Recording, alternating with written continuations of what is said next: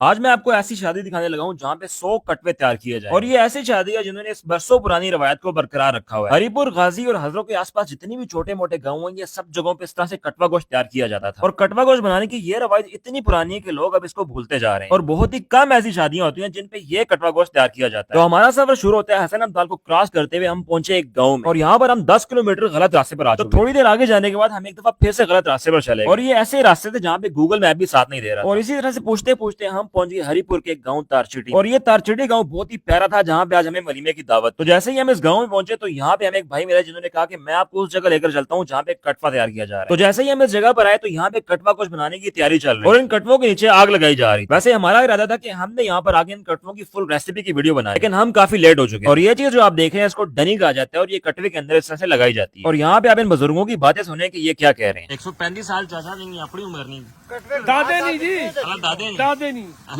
दादे नहीं।